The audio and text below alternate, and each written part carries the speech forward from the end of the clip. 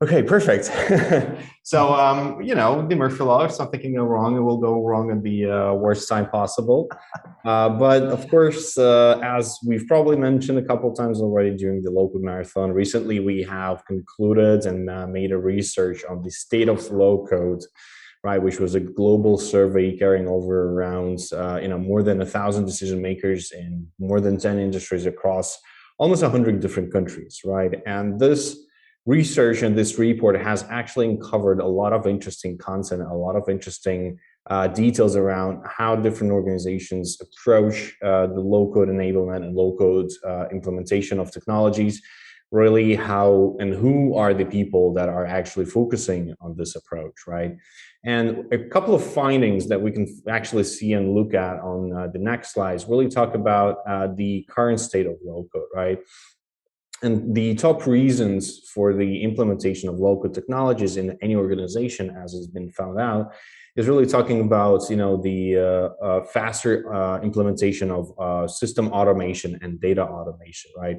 Of course, the improvements around the acceleration of time to market and time to value for the end users, for the business users, and I would say even business requesters, whether this is the end customer of our clients and partners, right, whether those are the internal users of the system.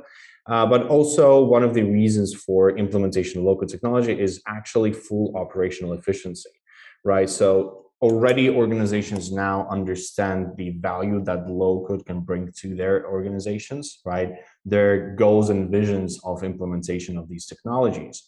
But also what is an interesting finding, and again, just moving to the next slide, I'm trying to cue in Eric as I'm smoothly as trying my best possible, but here. see, it's a little tricky here. But yeah, one of the findings that the state of low code is actually talking to is also the fact that right now, if we're looking on average out of 3 citizen developers, right, only two are going to be IT related and one is going to be a business user, right? So citizen development, even though it is kind of targeted towards non-IT users and those that are not related to IT, currently are facing a little bit different approach. And this is absolutely expected, right? This is absolutely normal because local started evolving to the same kind of pace and same position where it is right now, not so long ago, right? So this is an emerging technology. And we also have a vision around how this is going to be, right, based again on some of our findings. But the point here is that also only 6% of all of the local development is done through business users, right? So the coverage of the non-IT professionals within the local environment and local industry is quite small, right? And of course, we as a vendor believe that this should be changed, right? We're as well looking to extend the layer and extend the coverage of these use cases, right? And increase this percentage of local development to more than just 6 or 10, right? To actually give more power to business users, but not compromising on the breadth and depth of functionality that they could be using. And at this point, let's probably have a quick poll, as we've seen right on the sneak peek. Yeah, right. And really check with our audience, with our participants, what do they believe, what would be the key benefit, right, for an organization embracing and adopting low code. Is that going to be the reduced app development, the accelerated time to market, time to value? Those very often come together, right? The reduced security risks, and of course, minimizing backlog for the IT departments or better customer experience, right? And Eric, if you've got the access to the poll, right? Let's really give it 10 seconds to roll into. Yeah, we definitely can. I love the choices that we have here, Alex, like in terms of what the key benefits are. Each are very important, but I think when I talk to customers, what I see the most is accelerated time to market. With competition growing in every industry, we have to stay ahead of our competitors. We have to be able to launch things in a quick and easy manner. And I think accelerated time to market is what I'm seeing as the key benefit. So I'm interested to see how we how we fare. And I've actually got the results of the poll, and we got reduced app development costs coming in at 25%, very important. Accelerated time to market at 46.4%. So I think that other people are seeing it from my perspective as well, right? Got to stay ahead of the competition. Reduced security risks came in at 7.1%, and better business IT cooperation at 21.4%. So a good mix across the board in terms of the results. Yeah, and quite interesting distribution, right? As always, Yeah. it's interesting to see how our customers, the participants and audience reacts to these questions, right? But let's just carry on because we are a little bit on time here, Yep. right? And just a few more things, and if you, a couple of more findings that were as well kind of uncovered with the state of low code. And again, we encourage everybody to go through that report, right? You can get access on our website.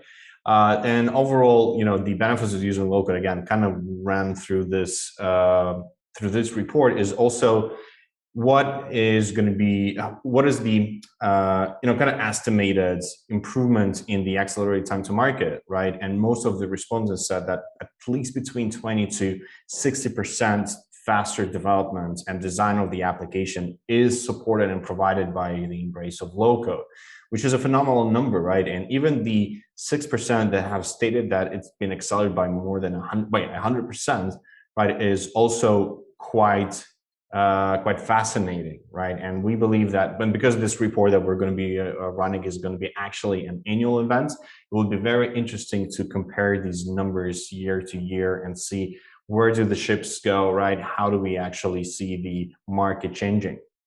And just to finalize with a few more things, right? The overall approach in the low code is really to simplify the development of customer-facing applications, right? And as well to support middle and back office processes. So we believe that a world where the business users are using a single application for all of their needs, for all of their processes that they're involved in, right? Or that the company is looking to provide to the users, is possible by using low-code technology. So it's really a one-stop solution, right? And we believe that this is somewhat that we're going to be able to achieve not in a decade, definitely not in a couple of years, right? But actually be able to support organizations in a very short time. And again, if we talk about the whole vision behind the low code and no code, right? Currently, if we're looking at the distribution between low code and no code numbers, right, we'll actually see on the next slide, for example, that right now we've got around a 50-50% distribution, right? Where still low code technologies are being used by IT as their target users, right? So business analysts, system administrators, perhaps even professional developers, right, that are valuing the power behind drag and drop and kind of WYSIWYG self-configuration, whilst no code is again 50% distributed towards target users of knowledge workers, right? So those that have a good insight into the business, good insight into the application itself, but not necessarily have the required IT backgrounds. And of course, right, we believe that over time these numbers will be changing. So right now, let's probably talk about how do we support, and of course the foundational basis for any SaaS application, right? So moving to the next slide, let's probably talk about how do we support the whole overall process of embracing the low-code technologies, right, in the application. Basically, what we want to talk about is first of all, Creatio is definitely already covering all of the required steps and all of the required milestones in implementation and creation of business applications, right? First of all, we're using our process design tool, which is part of our offering, right, to create an online repository of all of the business processes, whether those are going to be on high-level operational processes, right, whether those are going to be the collaboration between multiple departments, or even drilling down into specific processes, as in request management, right, as recruitment, or any other focused highly on end user operations. And of course, by creating this library, we are then enabling our customers to easily implement those processes and maintain visibility and clarity into how the process is actually structured, right, how it is changing.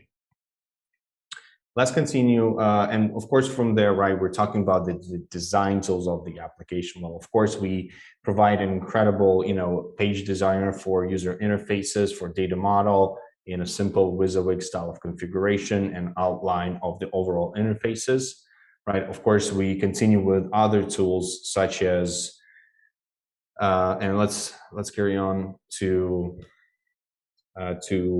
overall automation frameworks, right? So the ways that we can build structure towards more unstructured processes, right? Providing a framework of actions to the end user and how to operate within those processes.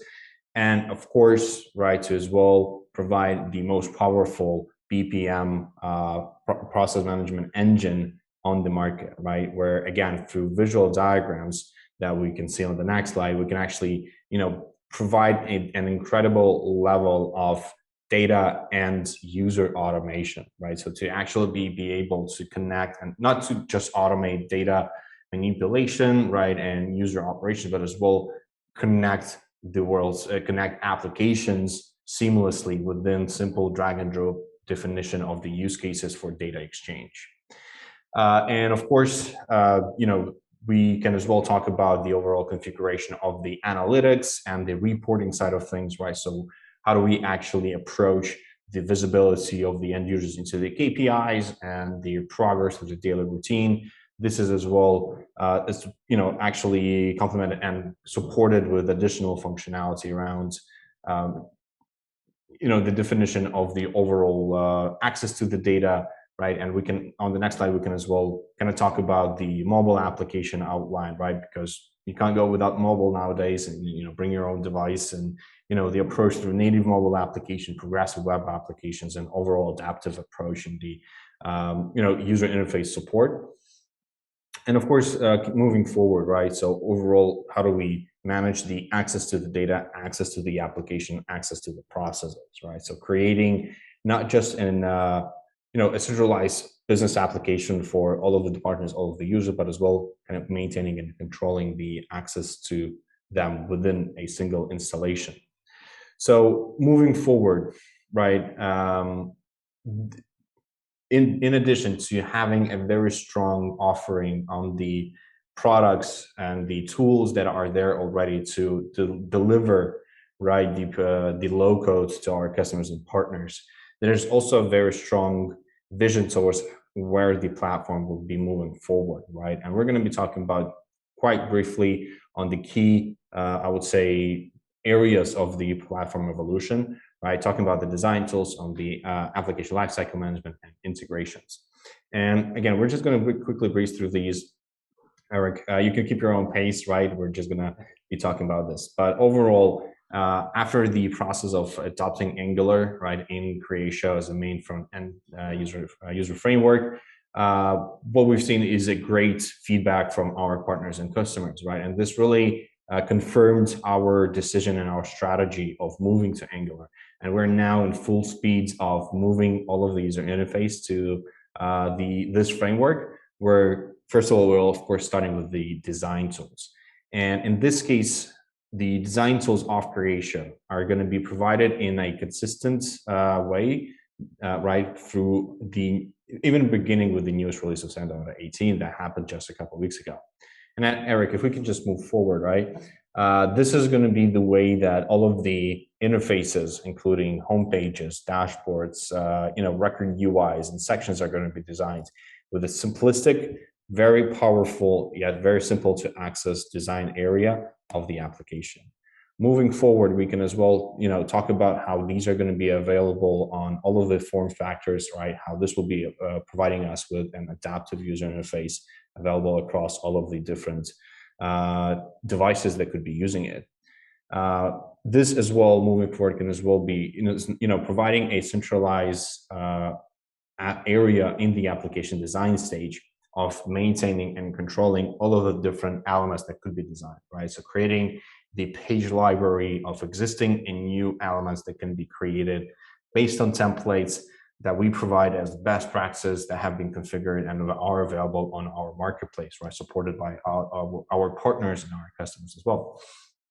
And of course, the one of the most important areas in the any low-code application platform is the development of the application lifecycle management functionality, right? We're as well going to be continuously improving the overall ownership of our customers of their installations, right? So to be able to have a one-screen page layout and overview of all of the areas that they might have the access to from one single area, right? To have self-service capability of maintaining and controlling their environments, to as well, perform routine operations over their environments and actually monitor the usage of those applications that they're creating, right?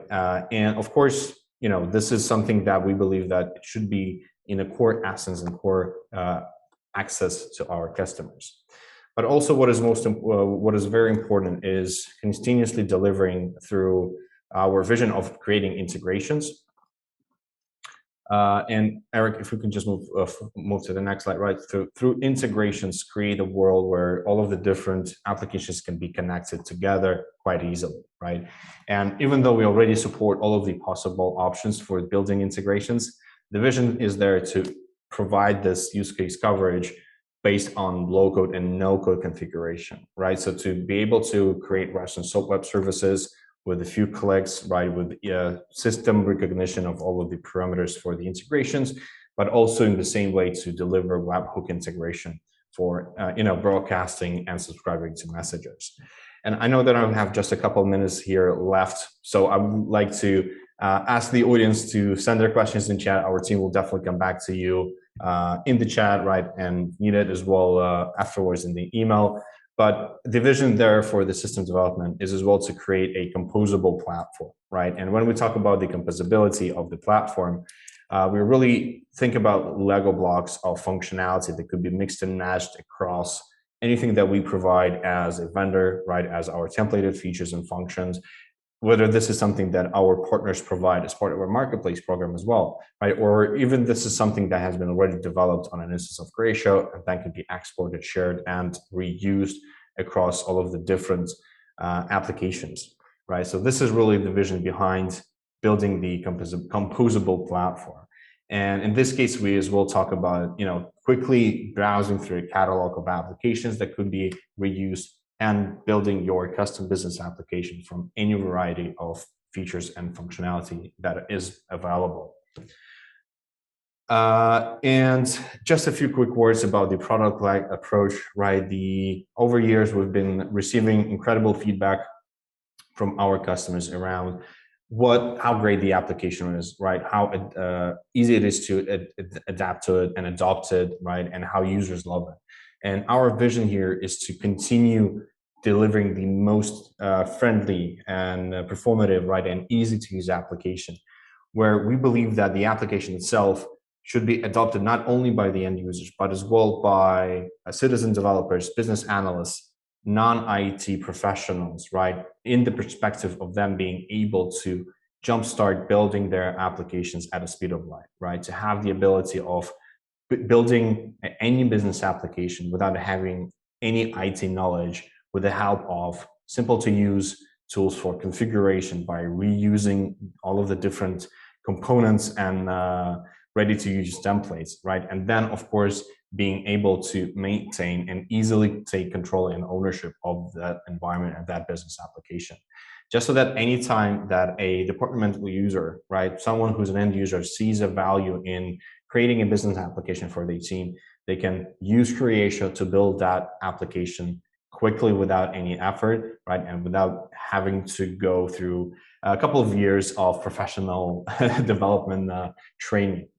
And this is really the vision of how Creatio is going to be supporting the low-code strategy, right? And the embrace of low-code technology across all of our customers and future customers, existing customers, and of course partners. So this was a very brief intro. I was a little bit limited on time here, Eric. But let's have one question from the Q&A. Maybe if you see something that we'll try to get a quick one here. But like you said, we have everybody answering questions in the chat here. So if I was to pick a good one here, how can I integrate Creatio with software and tools that I'm already using? Perfect question. So our standard approach towards any integration is really first of all looking at our marketplace, right? See if we already have an integration, a connector, marketplace app for that, which is a plug and play style of integration, right? You just install the package and you're ready to go. Just fill in the criteria for the configuration and that's it. Next step would be looking into the low-code approach in building that integration, right? Whether you can automate data exchange with business processes, whether those are going to be, scheduled business processes looking for data update or data exchange, whether those are going to be trigger based, right? So more of a transactional exchange of data. And if that approach is not going to be working, we'll of course looking into building custom integrations, right? Even though we are a low-code and no-code application, we still provide capability of running professional developments on top of the platform, right? Utilizing any variety of integration methods out there. Usually those, of course, are REST web services or data protocols, which we believe would be still possible of building through a low-code environment, right? But in any case, more sophisticated and I would say rarely used approaches and integrations like through intermediate transaction tables would be possible, right? Even though those would be less preferred.